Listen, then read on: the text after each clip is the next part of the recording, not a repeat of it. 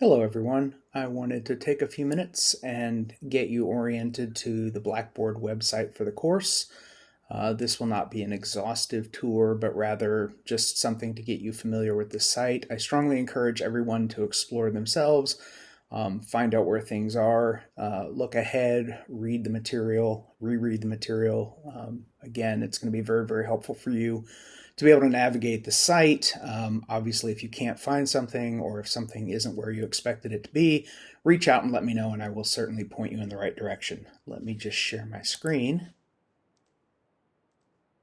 and we'll find ourselves here at the start point. This is the announcements page on Blackboard. Obviously, there are no announcements yet.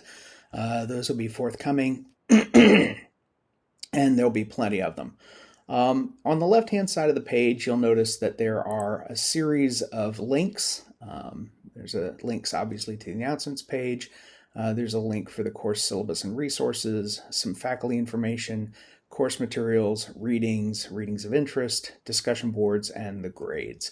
These are going to be the most important links, so I strongly recommend you make yourselves familiar with the content that you find at each of those locations. When you log into Blackboard and you click on the link for this class, it will always take you here first to the announcements page. Let's take a quick look at the syllabus. When you click on the link, you'll see that there are a couple of different resources here. Expect that there will be more of these over time, but let's start here with the syllabus. If you click the link, this will open up in a separate tab. And you will be able to sort of browse through the document. You can also download this. If you go up here to the upper right-hand corner, you'll see that there's a link for downloads. There's a link to print as well. If you want to save paper, by all means, just keep accessing this document electronically. You'll notice that there's quite a bit here. If we look on the left-hand side of the page, you'll see that this is actually a 10-page document, which is pretty long. The good news is there's a table of contents here that will allow you to sort of look at a glance and see where you can find particular information about the class. I strongly recommend that you guys look here first. Anytime you have a question about something for the course, something that you're looking for, the first step should always be to consult the syllabus. These documents are full of information, most of which is going to be useful. So please take advantage of that. All right. So first page is just, again, a sort of an overview of what to expect in a syllabus, and of course, a list of the contents of the syllabus. There's a little bit here about a statement of understanding, but I'll get to that in just a moment. Let's move on to the next page. Here is where you will find contact information for me. I am on campus this spring, Mondays through Thursdays. I'm in the office from 11 until 1:15. I'm in J165. I understand that you're all taking this class online.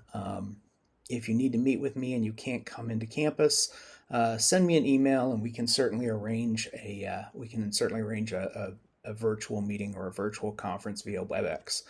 The easiest and preferred way for you to contact me is through email. I do have an office phone, but given that I'm only in the office for a few days, 4 days a week, the chances of reaching me there are going to be pretty slim. Best bet is to send me an email. The textbook for this course is what we call an OER. It's an open education resource called Introduction to Sociology. It's adapted from an open education resource called Sociology Second Edition. It isn't the same as what you would find if you were able to track down the original OER. I've adapted it, which means that I've taken material out, I've added some material in, and I've written a significant amount of the material of my own. So the OER is a reasonably high quality textbook. It's organized into 4 chapters, which I'll show you in just a few minutes. The 2 main things to keep in mind is, one, that this maps perfectly or nearly perfectly onto the class as I teach it, and perhaps more importantly to you, it's free. Textbooks are notoriously overpriced. There's been an effort underway for the last 10 or 15 years to create affordable or free materials for students. That's where this open education resource movement has kind of come from. Frankly, I'm very, very happy to have it. I hadn't used a textbook in my class for a number of years, in part because they were so inadequate to what I wanted to do as a teacher, and of course, because they were ridiculously expensive. In the end, I decided the best thing to do was to adapt and modify a free resource so that students would have access to a good textbook, which I think is important, but they also wouldn't have to pay any money to have access to that textbook, which I also think is important. There are also going to be assorted supplemental readings that are available on Blackboard, and I'm going to show you where all these resources can be found in again, just a few minutes. Course description is what you'd find in the catalog. It's fairly straightforward. Tells you sort of broadly what you can expect from the course overall. The learning objectives, scrolling down a little fast there, the learning objectives are stated here under student learning outcomes. There are 5 of them. These are the things that are in common with all sociology classes, all introduction sociology classes at Harper College.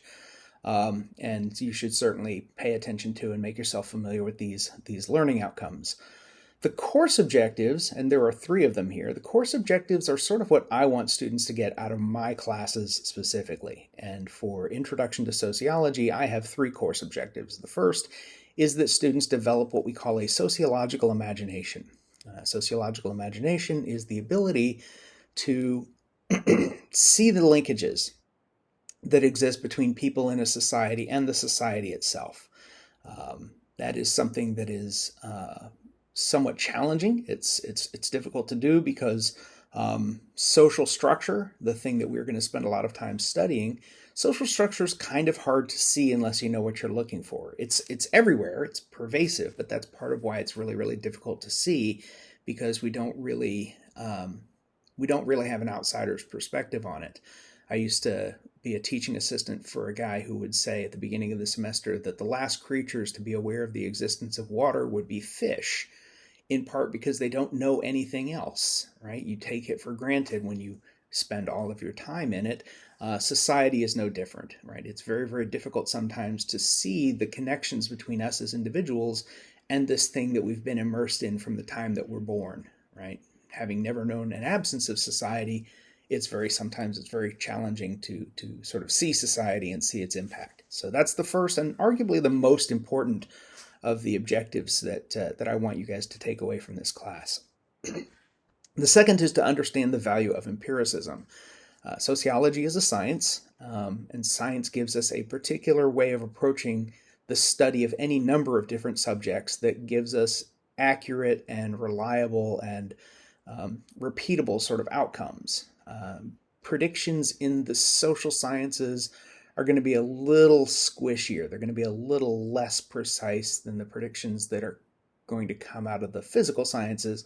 But nevertheless, taking this evidence-based approach in which we do observation, measurement, and testing of things that we find in the social world is going to yield a lot of insights that you might not otherwise have been able to discover independent of this particular methodology. And then the third objective is that you become engaged citizens.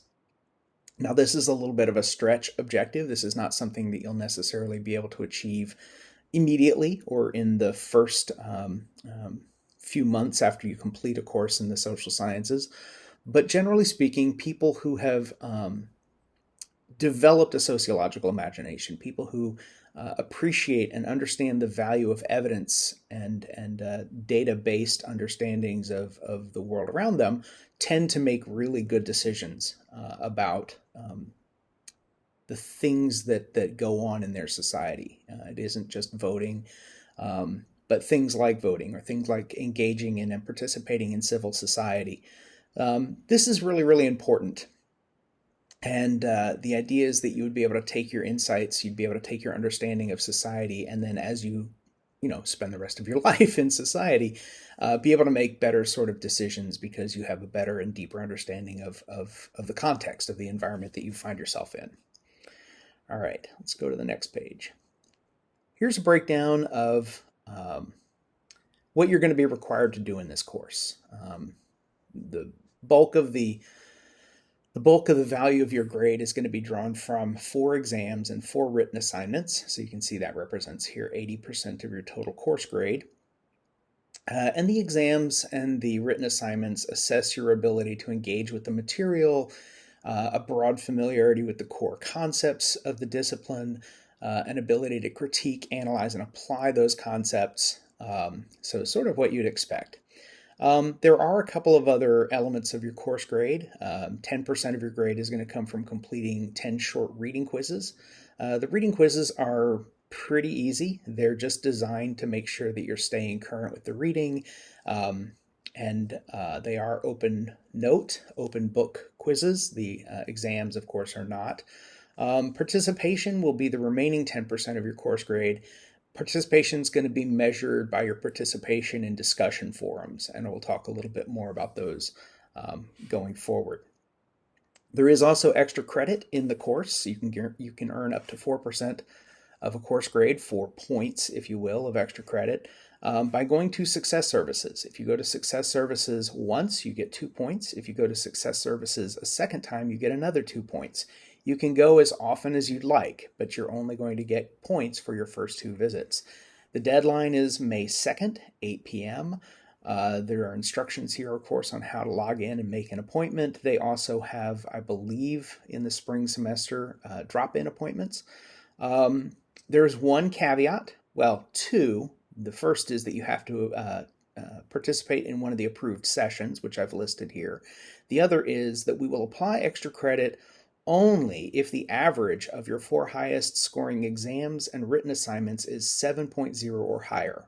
So we'll take the 4 highest tests or written assignments, whatever combination gives us our 4 highest scoring assessments. And if the average of those 4 highest assessments is 7.0 or higher, you can apply your 2 points or your 4 points of extra credit. The reason for that is since this extra credit is sort of content neutral, it isn't based in your ability to understand or apply or critique sociology, I don't want to allow it to enable a student who has a less than passing grade in the course get a passing grade, right? You should get a passing grade in this class if you've mastered sociology. If you've done a halfway decent job of mastering sociology and you get extra credit, that should be able to bump you from a C to a B or from a B to an A. But I don't envision, nor do I want to imagine, a situation in which somebody who is failing sociology still passes the class because they have 4 points of extra credit. So those 2 caveats are kind of important, right? You have to take an approved session, and you do have to have an average of 7.0 or higher on your 4 highest assessments. All right, so let's get into some of these activities that are going to make up your work in the class. So the first week is really, really important, especially the first few days, right? You're going to need to engage in a couple of diagnostic activities. These are not going to count toward your course grade, but I am going to ask that everybody complete these before moving on to any of the substantive work in the class. And these are really, really easy items, and I'll show you where to find them in Blackboard in just a moment. But in the first couple of days of the semester, you're going to complete a practice quiz. You're going to complete a practice written assignment and a practice exam. These are skills that you're going to need to have in order to be able to complete the coursework, right? So the coursework is going to consist of quizzes, written assignments, and exams. We need to make sure that you can do these things in the Blackboard environment. So these assessments are really, really important. There's also that statement of understanding that I mentioned on page 1. The statement of understanding is just a document that indicates you understand the syllabus, you understand the course as it's designed, and you agree to conform to those expectations. And again, I'll show you where to find that and how to complete it in just a moment. The rest of this is relatively straightforward, and I'm not going to belabor any of this too much. I do want to point out that there's some value here in knowing what a letter grade means. I've been in college for a long time, or I was in college for a long time before I graduated. And one of the things that I was always struck with as I read a syllabus is that I would get a syllabus in which letter grades were described as various locations within a hierarchy of points, right? So if you earn X number of points, you have an A. If you earn a different number of points, you'd get a B. If you have a different number of points, you get a C. And I never quite understood how the points translated into something more meaningful than just a number. So what I've done here is I've actually created a kind of knowledge and ability hierarchy so that you have an understanding of what I mean when I assign an A, a B, a C, or a D to your academic work. So if you do all of the work that's required with sort of a minimal level of competency, a minimum level of knowledge, you will probably end up with a D. That's what a D is a reflection of. It's not a failing grade, but it's definitely not considered a succeeding grade by the college. The successful grades are C, Bs, or As. If you get a C, it is a reflection of the fact that you have a comprehensive and strong familiarity with the fundamental facts and knowledge of basic sociology.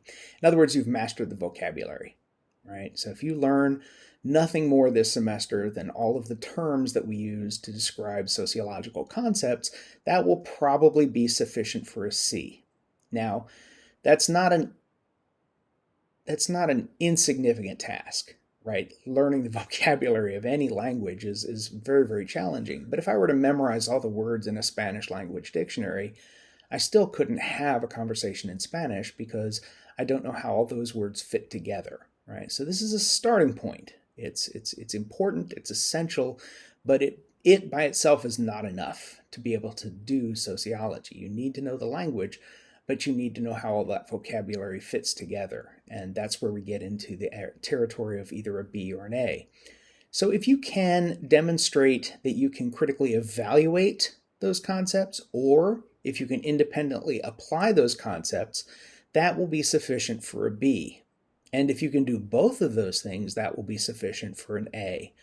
So the good news is, if you can critically evaluate something, in other words, if you can explain to someone how something works, it's relatively easy to figure out how to apply it to a situation in the real world. Conversely, if you know how something applies in the real world, it's often because you have some understanding of how it works. So getting to the level of what it takes to get a B in this class, it's relatively easy at that point to also find yourself doing A-level work. So keep that in mind as you look at your letter grades. And you're trying to sort of decipher, why it is that you got the grade you got, what it means, and where you need to potentially improve or work a little bit harder. All right, I'm going to scroll down now to the last little bit that I want to talk about. Again, I strongly encourage you guys to read through and make yourself very, very familiar with this document. All right, so on page 8, we have the beginning of our course outline. The course outline is basically just a week-by-week tracking of what's due that week, what you're going to be watching in terms of the recorded lectures, what you're going to be reading in terms of the chapters and the supplemental readings, as well as the due dates for various assignments and assessments. One of the things you'll notice is the course is divided up into 4 modules, each of which is 2 weeks long. There's a lot of content in each of those because this is normally a 16-week semester and you're taking this course in 8 weeks. So obviously the timeline is quite compressed. But you'll notice that each of the modules is color-coded. This is going to be a theme that repeats throughout the Blackboard course design. It's a helpful way of you keeping track of which pieces of the course material fit at whatever point we are in the calendar. So you can see these color-coded bars above each of the modules with the module title embedded in it. And if we scroll down to the next page, you'll see that that theme continues through onto the second page of the course outline. There is a lot of work here, and there is not going to be a point in time in the semester when you really have a lot of downtime. You're always going to be working on something, so I encourage you guys to stay busy and stay on top of this. Don't fall behind. In an 8-week class, that's especially important because once you start falling behind, it becomes very, very difficult to get caught up. So start assignments early, don't procrastinate, and of course, if you find yourself falling behind, if you find yourself having difficulty managing the schedule, by all means reach out and let me know as soon as you know, because I can certainly help you get back on track, but I need to know when you've kind of gone off track as quickly as possible. And then on the last page, there is a little bit of a calendar here that sort of summarizes this as well. And again, you can see each of the modules is kind of color-coded. This is not a breakdown of what's due each day or each module, but rather it's what's due, right? The syllabus, quiz, practice assignment, practice exam, and the statement of understanding, for example, are all here due on the 16th. But it doesn't tell you, for example, what videos you're going to be watching or which readings you're going to be doing. That is going to require that you pay attention to this course outline. This is the much more detailed version of what's kind of summarized here on the calendar. All right, let's go back now to the Blackboard page. There are a couple of pieces here for the writing assignments. I'm going to have a separate video for writing assignments, so I'll talk about those things then. I do want to point out that there's a link for faculty information. If you have any need to reach out to me, if you click on faculty information and then just click on this link, it will actually open up your email, whatever program you use for email. You can compose an email to me and then send it without error. Sometimes students try to manually type in my email address and they include the H from my last name, which you'll notice here is not part of my email address. So sometimes that's how messages disappear into the ether. So I recommend you guys just click on this link and use that if you need to reach out to me. All right. Course material. Well, let me take you to course readings first. Course readings, this link over here on the left is going to take you to every single reading that is required for the semester. All of this material is available on the first day. You are not required to read ahead, but you're not prohibited from doing so either. Notice that each of the readings has a date by which you need to have completed that reading. You'll notice that there are also a series of questions. These questions are not going to be questions you have to provide any answer to necessarily, but rather that will help you focus as you read the reading, right? So these are the things that should help you guys focus on what content in the reading is going to be relevant and is going to be important. If you click on the link, it will open up the reading, and you see here some readings like this piece by Berger, very, very short. Other pieces like, I don't know, let's pick on Outsiders here for a second. We'll scroll down to Becker. You'll notice that Becker is actually 11 pages long. This is a much longer reading. It's going to take a little bit more time. Don't be fooled, though. Sometimes the length of a reading is not a determination of how long or how challenging the reading is going to be. Sometimes readings are very long, but they're very easy to kind of get through. Sometimes they're very short, but also very conceptually or in other ways kind of dense and require multiple readings. So stay on top of the readings. This is obviously going to be very important. The chapter, let me take a quick second and show you guys the chapters. When you click on the link for the chapter, again, the chapters are going to be color-coded, so you know that this one aligns with Module 1, and you can kind of read through here. This is that OER that I was talking about. This is the Open Education Resource. Some of the chapters are relatively short. This one's only about 18 pages long. Some of them are going to be a little bit longer because they cover a lot more material. For example, Chapter 3 is a little bit more extensive. It's relatively easy to stay on top of these things if you read the chapters as they become available, right? So, and read them carefully and read them multiple times and take good notes. For taking notes, there are going to be some outlines that you can take advantage of, and I will show you where to find those right now. So if you click on course materials, you'll notice that everything is organized by week. Right? So there's a folder, actually there are 2 folders for every week. So again, a 16-week class moved into an 8-week format is going to essentially require 16 units. So we have 16 units here. And what you can do is you can click on a link. I'm just going to open up week 3. And you'll see that there's an overview.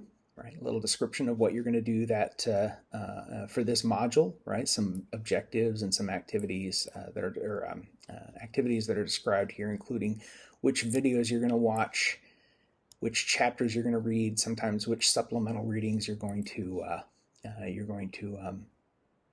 complete. If you click on the folder for activities, you'll see that it takes you to the assigned reading. This is where the video content can be found.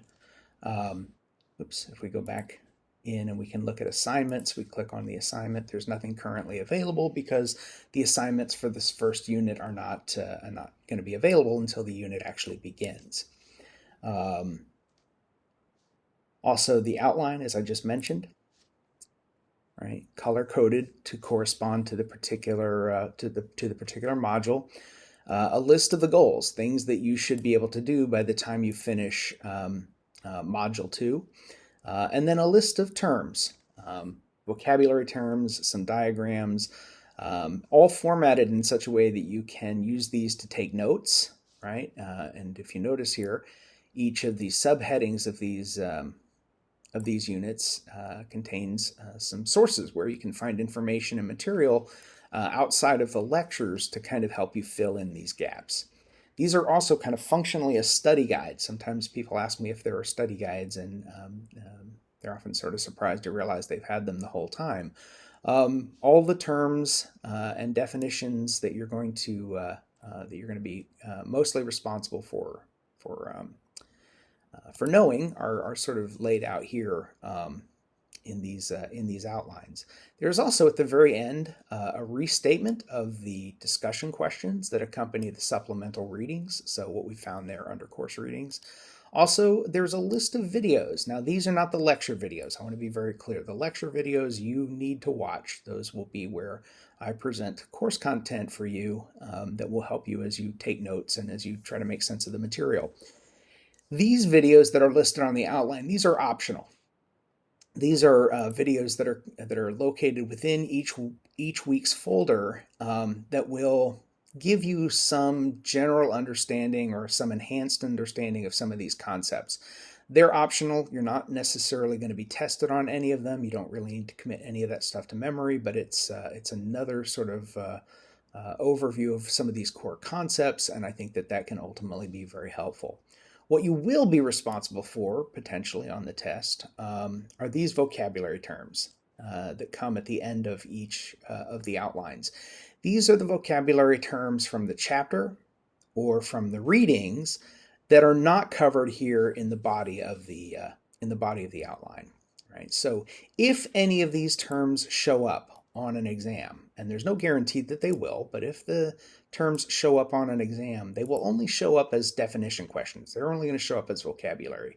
You're not, for example, going to need to be able to apply or analyze the concept of innovation or the quaternary sector or subculture, right? Those are not concepts that I'm going to be asking you to do anything more than just know the definitions of. And the definitions, again, can either be found at the end of the chapter in the glossary or at the end of the supplemental reading, say, for example, Jensen, or perhaps in the piece by Ritzer, something like that. So that's where you're gonna find those concepts. All right, and again, the supplemental videos can be found here in these